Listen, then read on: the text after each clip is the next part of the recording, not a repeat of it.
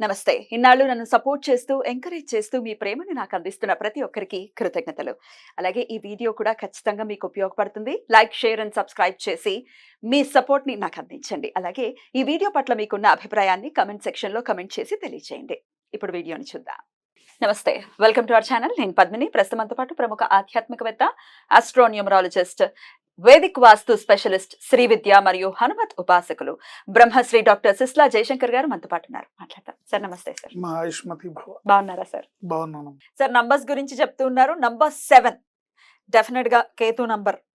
Number 7 జాతకులు ఎలా ఉంటారు, ఎట్లాంటి జాగ్రత్తలు తీసుకోవాలి జీవితంలో, ఎట్లాంటి ఫీల్డ్స్ వీళ్ళకి సూట్ అవుతాయి, ఇట్లాంటివన్నీ ఒక్కసారి మీ ద్వారా సార్.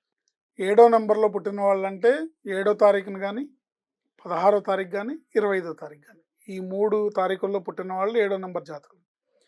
వీళ్ళు బై బర్త్ మంచి మేధావులు జీనియస్ పీపుల్ అందరూ ఈ నెంబర్లోనే ఉంటారు. ప్రపంచాన్ని జయించే అంటే మేధస్సుతో ప్రపంచాన్ని జయించే వాళ్ళందరూ ఈ నెంబర్లోనే ఉంటారు. అయితే వీళ్ళకున్న మేధస్సే వీళ్ళకి ప్లస్ పాయింట్, అదే వీళ్ళకి మైనస్ పాయింట్. ఎలా అంటే ఏదైనా అహంకారపూరితంగా అహంకారం కాదు, వీళ్ళు దేన్ని ఒక పట్టాన నమ్మరు. ప్రాక్టికల్ గా అనుభవంలోకి వస్తే కానీ నమ్మరు. వాళ్ళు నమ్మిందే నిజం అనుకుంటారు. ఒకవేళ అంటే ఎక్కడో వాళ్ళ జాతకము, పేరు, ఈ నెంబర్లో పుట్టిన వాళ్ళు, వాళ్ళ జాతకము, పేరు అన్ని అదృష్టం కలిసి వచ్చిన వాళ్ళు చాలా అరుదుగా ఉంటారు ఈ నెంబర్లో.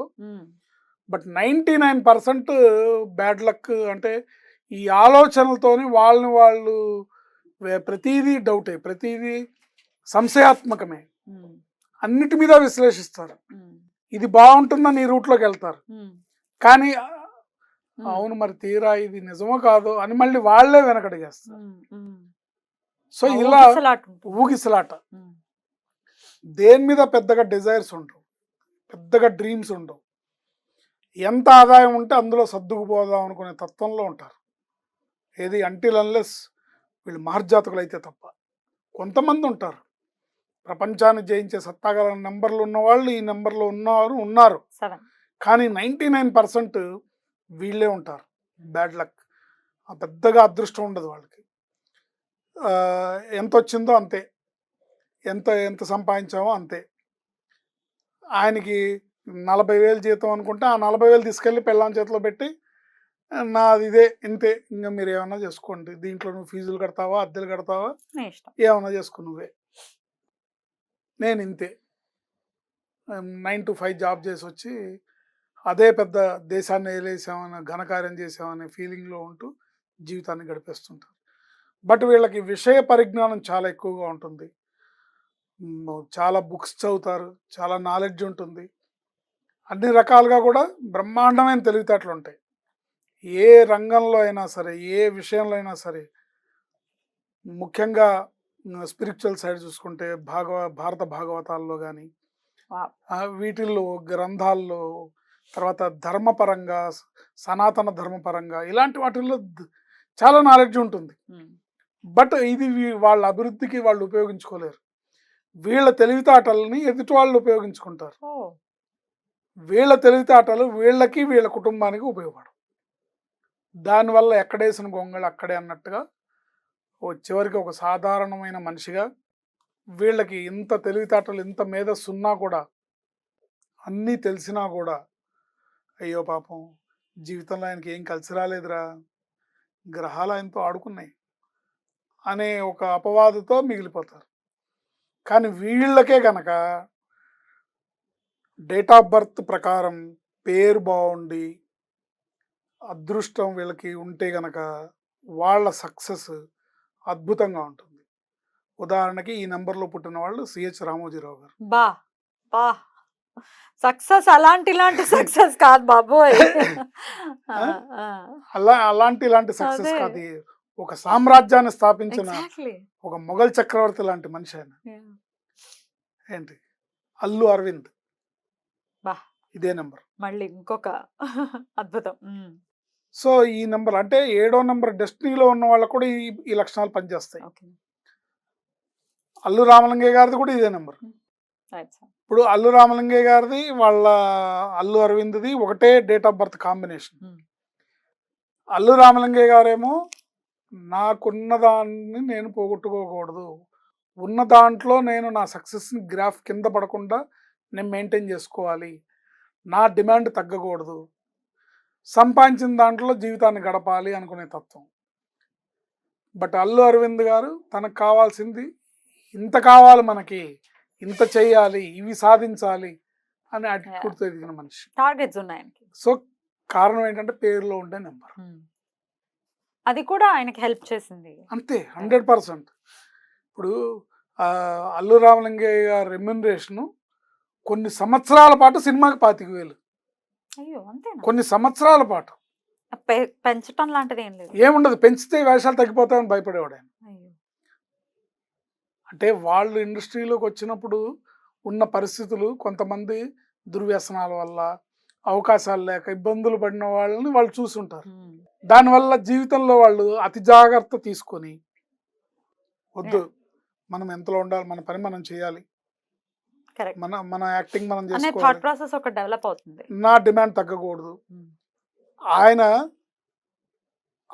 అంత సంపాదించి అన్ని వందల సినిమాలు యాక్ట్ చేసి మెగాస్టార్ చిరంజీవి గారు లాంటి ఒక ఆయన్ని అల్లుడుగా తెచ్చుకొని, అల్లు అరవింద్ లాంటి ఒక ఆయన్ని కొడుగ్గా పెద్ద గీతార్ట్స్ అనే సంస్థలో పెద్ద పెద్ద సినిమాలు తీస్తూ భారీ సక్సెస్లు కొడుతున్న సమయంలో కూడా ఈయనకి ఓపిక ఉన్న నాళ్ళు ఎవరన్నా సినిమా మొదలు పెడుతున్నారంటే వెళ్ళి అడిగాడు, నాకు వేషం ఉందా లేదా అని.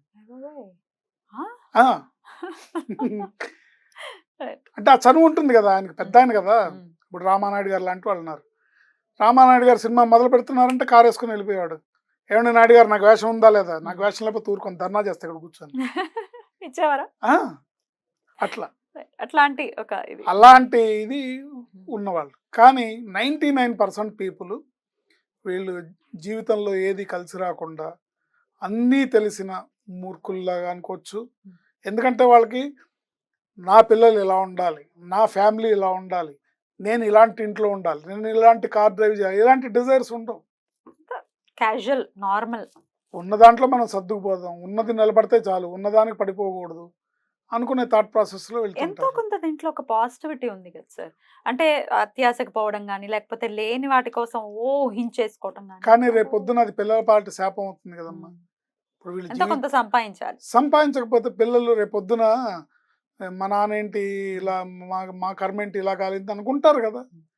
వాళ్ళకి మంచి చదువులు చదివించాలన్నా, ఒక మంచి ఇంటికి పంపించాలన్నా, వాళ్ళని ఒక లైఫ్లో ఏదన్నా ఒక చిన్న భూమో ఇల్లు సెటిల్ చేయాలన్నా సంపాదించాలి కదా. సో అట్లా వీళ్ళ ఆలోచన విధానం అన్నీ తెలివితేటలు ఉన్నా కూడా అలా మిగిలిపోతారు, చివరికి అన్నీ తెలిసిన ఇదిగా వాళ్ళు మిగిలిపోతారు. అందుకని ఈ నెంబర్లో వాళ్ళు కనుక జాతకము పేరు కలిసి వస్తే వాళ్ళ సక్సెస్ టాప్లో ఉంటుంది. ఎందుకంటే వాళ్ళకున్న అదృష్టానికి, వాళ్ళకున్న మేధాశక్తికి ఇంకా అసలు వాళ్ళ సక్సెస్ అన్స్టాపబుల్. వాళ్ళ సక్సెస్ అనేది అన్స్టాపబుల్. ఉదాహరణకి రామోజీరావు గారు, ఎక్కడ పచ్చళ్ళు వ్యాపారం, ఎక్కడ ఈనాడు పేపరు, ఎక్కడ రామోజీ ఫిలిం సిటీ, ఎక్కడ ఈటీవీ, ఎక్కడ అన్ని భాషల్లో ఈటీవీ, అన్ని భాషల్లో ఛానల్స్. ఆయన ఎంత ప్లానింగ్ చేశారంటే చనిపోయినాక కూడా ఎవరికి అసలు డిస్కషన్ లేదు, ఎక్కడ పూడ్చిపెట్టాలి ఏంటి అని. దహన కార్యక్రమాలు అనుకోండి, ఆస్తి పంపకాలు అనుకోండి, అది కూడా మనవాళ్ళు మనవరాళ్ళు ఎవడెవడికి ఏది ఇవ్వాలో ఆల్రెడీ ఫిక్స్డ్ చేసేసి ఇచ్చేసాడు ఆయన. అంటే ఒక్క వివాదం కూడా లేదు, నాకు ఇది వస్తుందా, నాకు అది వస్తుందా, ఒక ఫ్యామిలీ మెంబర్స్ మీటింగ్ లేదు ఆయన పోయిన తర్వాత. ఎందుకంటే క్లారిటీ ఉంది అక్కడ, నో కన్ఫ్యూజన్. వాడు ఇంకో దాన్ని ఆశించడానికి వీల్లేదు, మేధావి కాబట్టి ఇది సాధ్యపడింది. అందరి వల్ల అవ్వదు కదా. సో ఈ 7వ నంబర్లో పుట్టిన వాళ్ళు మేధావులు. ఏ నంబర్ పడదు సార్ వీళ్ళకి? వీళ్ళకి వచ్చేసి మాక్సిమం చెప్పాలంటే 6వ నంబరే పడదు, 6 పడదు. ఎందుకంటే 6వ నంబర్ వాళ్ళు లగ్జరియస్ లైఫ్ని, డ్రీమ్స్ అండ్ డిజైర్స్తో ఉంటారు. వీళ్ళు వైరాగ్యంతో, స్పిరిచువల్ భావనలతో ఉంటారు. అవి మంచివే, కానీ ఈ రోజుల్లో కుటుంబాన్ని గడపాలి, కుటుంబాన్ని, జీవన విధానాన్ని మనం ముందుకు తీసుకెళ్ళాలి, పిల్లలకు ఒక మంచి లైఫ్ ఇవ్వాలి అంటే మటుకు అది సాధ్యపడదు కదా. ఏంటి నేను గాంధీ గారి లాగా కొల్లాయి గుడ్డ కట్టుకొని ఉంటానంటే కుదరదు కదా. కుదరదు. ఈ ఈ పరిస్థితి రోజుల్లో ఈ పరిస్థితుల్లో అది కుదరదు. Correct. అయ్యే పని కాదు. రేపొద్దున వాళ్ళు ఏడుస్తారు. వీడి కడుపున పుట్టావేంట్రా బాబు అని ఏడుస్తారు. మరి వీళ్ళకి కలిసి వచ్చే కలర్స్ డేస్ ఒకసారి చెప్పండి సార్. వీళ్ళకి కలిసి వచ్చే colours grey colour, red colour, Hmm. Blue colour, Hmm. White colour, yellow colour, చాలా ఉన్నాయి. ఇవన్నీ చిత్ర వీళ్ళకి కలిసి విచిత్రంగా వస్తాయి. వచ్చి వీళ్ళకి ఇవన్నీ కలిసి వస్తాయి. Right.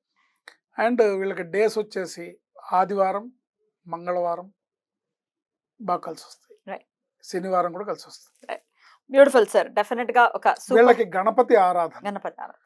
గణపతి ఆరాధన వదలకుండా ఉంటే, అంటే ఎవరన్నా మన వీడియో చూసి నాది 7వ నంబరే, నాకు తెలివితేటలు ఉన్నాయి, అన్ని చేయగలుగుతాను, కానీ నాకు అదృష్టం లేదని ఎవరన్నా బాధపడుతూ ఉంటే వాళ్ళు గణపతి జీవితం మలుపు తిరుగుతుంది. Right sir. చాలా బ్యూటిఫుల్ గా ఎక్స్ప్లెయిన్ చేశారు సార్. ఇక నెక్స్ట్ నబా 8 గురించి మాట్లాడుకుందాం. Thank you sir. నమస్తే. ఆయుష్మతి భవ.